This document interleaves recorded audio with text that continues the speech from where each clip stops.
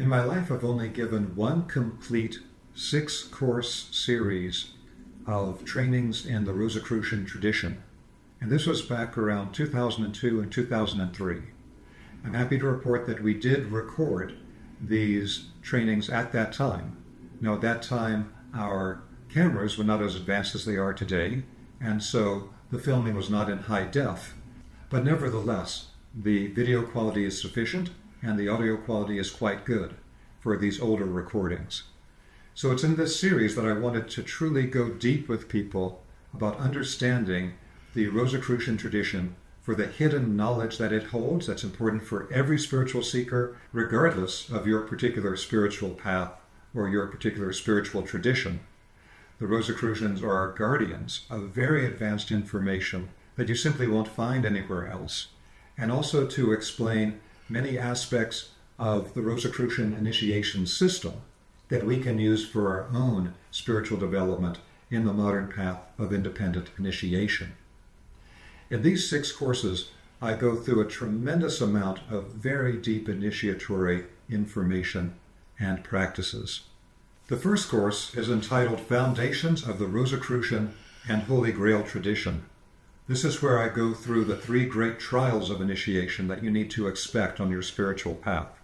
I go into the 7 stages of classical initiation and the Holy Grail process of initiation, the 7 Rosicrucian stages of higher knowledge, and other essential Rosicrucian concepts which are invaluable for any person on the spiritual path. The second course is entitled Inner Realities of Spiritual Festivals. Spiritual festivals are in fact an initiation process going through the cycle of the seasons of the year. The earth is a living, breathing organism, and as human beings living upon the earth, the different seasons have different effects on our consciousness and our energy body. The ancients understood this, and they created methods for us to be able to use those different energetic effects of the different times in the cycle of the year as a very effective method for activating our energy and our consciousness.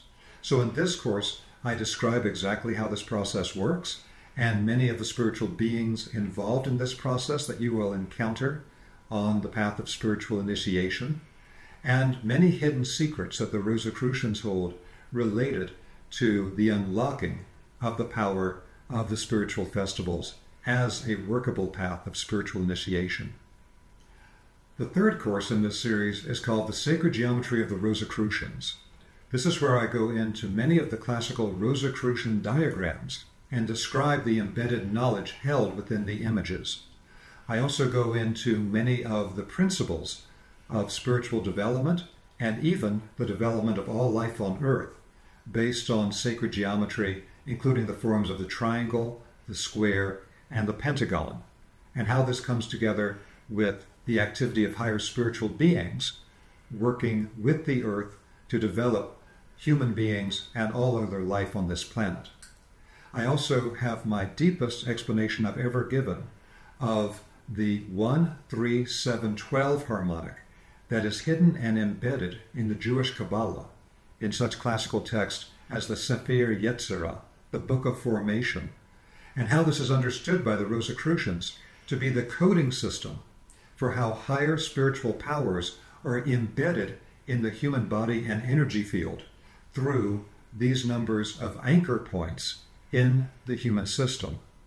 The 1 for the spirit in 1 anchor point in the human body, the 3 for the soul or the astral body in 3 anchor points, the 7 for the etheric life body and vitality functions with the 7 chakras, and the 12 with the different elements of the physical body.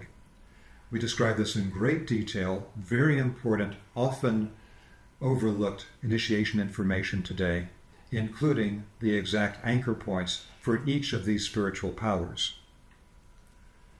This is also where I teach some of the most advanced practices from the Greek Christian Hermetic tradition, along with the Rosicrucian, that use sacred geometry as essential spiritual development practices. This includes the construction of 5-pointed stars in the human energy field, which is one of the most powerful classical exercises almost forgotten today, to protect the human energy field from destructive spiritual or energetic influences. How to construct the hexagon around the human energy field for further levels of protection.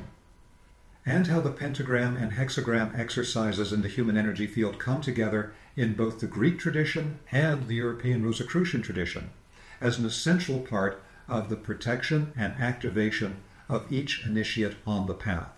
If we're not aware of these fundamental practices, this can lead to significant vulnerability against detrimental forces that we may encounter on the spiritual path.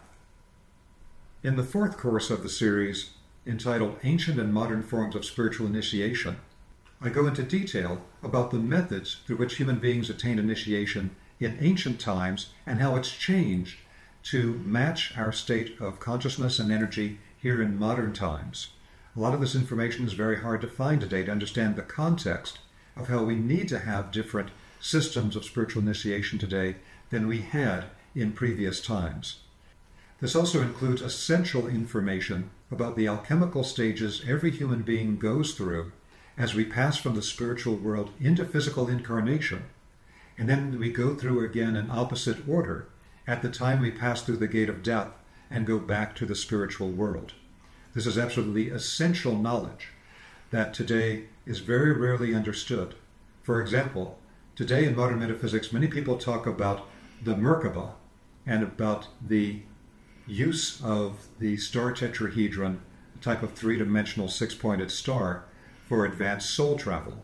But they don't understand where this teaching comes from or the much larger context for it, which was what was called the journey through the seven heavenly halls in the ancient traditions, and how it was depicted in ancient Egypt and in the Jewish Kabbalistic tradition and in Christianity. This is essential knowledge for understanding who we are and why we're here. Now this also leads, once we understand these seven heavenly halls that we all will pass through on the way to a new birth and through the gate of death, to a very great hidden mystery, extremely important to understand today to make sense of more advanced levels of spiritual experience, which is something called the eighth sphere. Now, in the end of the 1800s, any educated Western esotericist was expected to understand what the eighth sphere was and how it affects us. It is a particular spiritual sphere that stands separate from the seven usual spheres that we pass through in the journey of death and rebirth. But this eighth sphere is connected to many of the hindering spiritual forces that are manifesting on our planet at this time in more and more powerful and profound ways. It also is related to what happens to certain human beings after death if they have been extremely materialistic or they've connected to certain types of debased spiritual forces or beings. The eighth sphere mystery is one that I consider absolutely essential for modern educated esotericists to know about today, and so I go into great detail in this particular course about how this was taught and sometimes twisted into a way that served particular agendas by different groups, including Madame Blavatsky and other theosophists, certain English occult lodges, and how the great European Rosicrucian teacher Rudolf Steiner clarified the distortions in these teachings and what the true nature of the eighth sphere actually is. So this particular course contains a lot of very advanced initiation information that is quite difficult to find anywhere in modern metaphysics. The fifth course in this series is entitled The Rebirth of Humanity and the Earth, the Inner Mysteries of Easter. The Easter mysteries have to do with the mysteries of death and rebirth. They have to do with the forces of the spring. They have to do with the revitalization of the human energy body.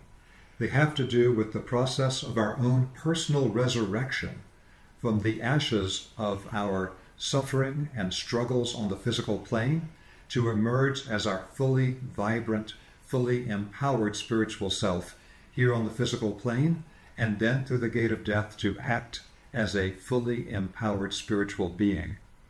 So it's in this particular course that I go into these mysteries of death and resurrection, how this came into the deep levels almost forgotten today of the original Christian initiation, and how we can partake of these forces ourselves every year in the cycle of the year for our own personal resurrection. The sixth and final course in this series is entitled The Challenge of the Times, Hidden Realities of the New Millennium.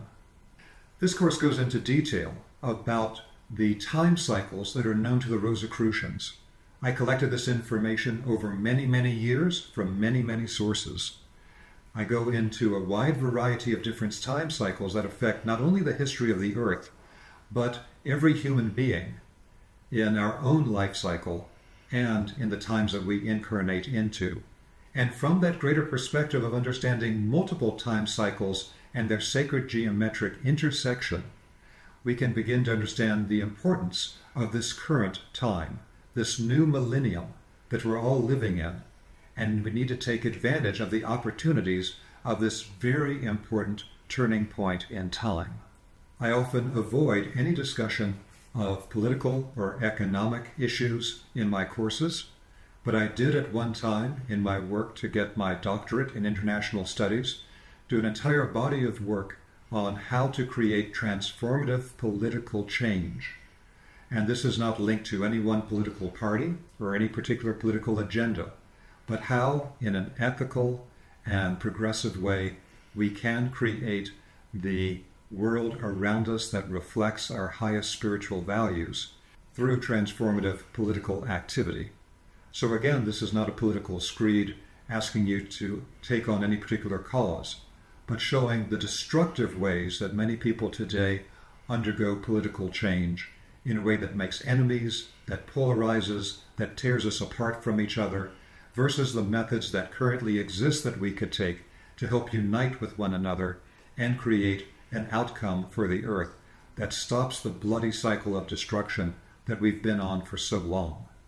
This is connected to particular time cycles that we can now move in a new time cycle to a new way of working. I have to say it is not happening in the world yet, but I do my best to lay out key patterns for how we're going to get there. Also, this is the course where I give out tremendously deep information about the different types of spiritual beings that we encounter on the spiritual path. The Christic, Luciferic, and Ahrimanic beings that I've also spoken about in a much more concise way in some of my interviews on podcasts, in social media, things of this kind. This concludes with a discussion of what in Rosicrucianism is referred to as the new mysteries, the new spiritual realities that we are creating, and the deeper aspects of the spiritual beings, time cycles, and forces that are coming together, that are colliding in this lifetime. Despite the non-high-def nature of the video, the information, I feel, speaks for itself and stands up very well today. And again, it contains a tremendous amount of important information for anyone who's interested in the true Rosicrucian tradition and what the true Holy Grail mysteries are.